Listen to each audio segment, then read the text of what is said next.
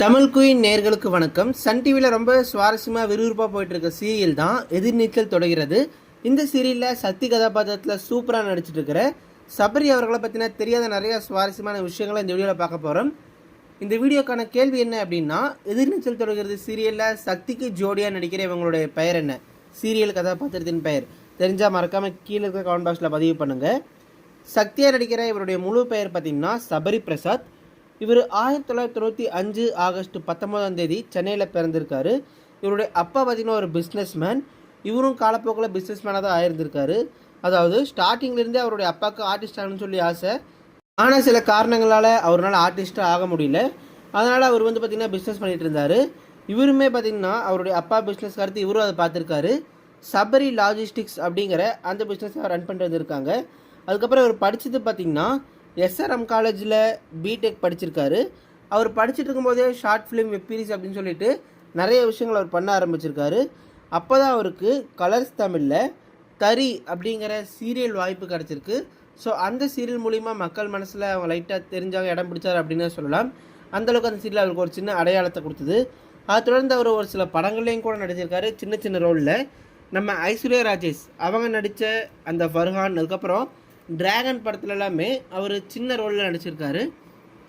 முக்கியமாக இப்போ எதிர்நீச்சல் சீரியலில் பார்த்தீங்கன்னா இவருக்கும் ராவணன் அவங்களுக்கும் நடக்கிற இந்த சீன் எல்லாமே ரொம்ப ரொம்ப சுவாரஸ்யமாக போயிட்டுருக்கு அப்படின்னு சொல்லலாம். நீங்களும் கூட இப்போ எதிர்நீச்சல் பார்த்துட்டு இருந்தீங்க அப்படின்னா இப்போ எதிர்நீச்சல் எப்படி போயிட்டுருக்கு, உங்களுக்கு சக்தி எவ்வளோ பிடிக்கும் அப்படிங்கிறதையும் கூட மறக்காமல் கீழே இருக்கிற கமெண்ட் பாக்ஸில் பதிவு பண்ணுங்கள். இவர் பார்த்திங்கன்னா லவ் பண்ணி தான் திருமணம் பண்ணியிருக்காரு. இவங்களுடைய மனைவியின் பெயர் கிருத்திகா. எனக்கு பார்த்திங்கன்னா சின்ன வயசுலேயே கல்யாணம் ஆயிடுச்சு. நிறைய பேர் நீங்களும் ஜனனியும் பேரா நீங்கள் ஜோடி அப்படின்னு சொல்லி கேட்டுட்டு இருக்காங்க. கிடையவே கிடையாது. எனக்கு ஆல்ரெடி திருமணம் ஆகிடுச்சு. அவங்க பேர் கிருத்திகா அப்படின்னு சொல்லிட்டு இந்த விஷயத்தையுமே இன்டர்வியூவில் சக்தியாக நடிக்கிற நம்ம சபரி அவர்கள் சொல்லியிருந்தார். முக்கியமாக இந்த எதிர்நீச்சல் சீரியலுக்காக நான் ஆடிஷன் அட்டன் பண்ணும்போது திருச்செல்வம் சார் நிறைய ஆடிஷன் பண்ணார். நிறைய பேர் இந்த ரோலுக்கு தேர்ந்தெடுத்தார். ஃபைனலாக நான் செலக்ட் ஆனேன். நான் ரொம்பவே கஷ்டப்பட்டு தான் செலக்ட் ஆனேன்.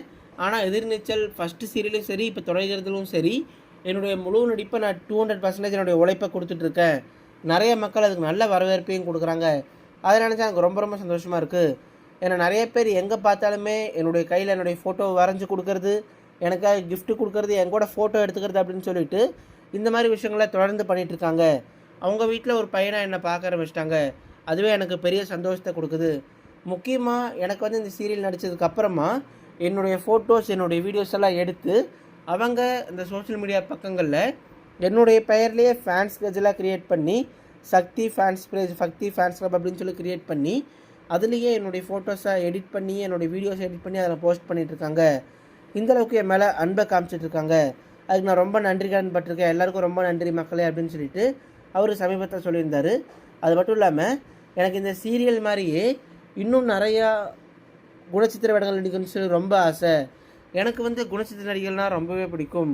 முக்கியமாக எம்எஸ் பாஸ்கர், நாசர், கலாபவன் மணி இவங்க எல்லாருமே என்ன கதாபாத்திரம் கொடுத்தாலுமே அந்த கதாபாத்திரத்துக்கு பொருந்து நடிப்பாங்க. எனக்கும் அதுதான் ஆசை. என்ன கதாபாத்திரம் கொடுத்தாலுமே அதுக்கு பொருந்து நம்ம நடிக்கணும். பிச்சைக்காரனாக இருந்தாலும் சரி, பணக்காரனாக இருந்தாலும் சரி, அந்த கெட்டப்புக்கு நம்ம பர்ஃபெக்டாக சூட் ஆகணும், அந்த மாதிரி நடிக்கணும்னு சொல்லி எனக்கு ரொம்ப ஆசை. அதுக்கு தான் நானும் ட்ரை பண்ணிகிட்ருக்கேன்.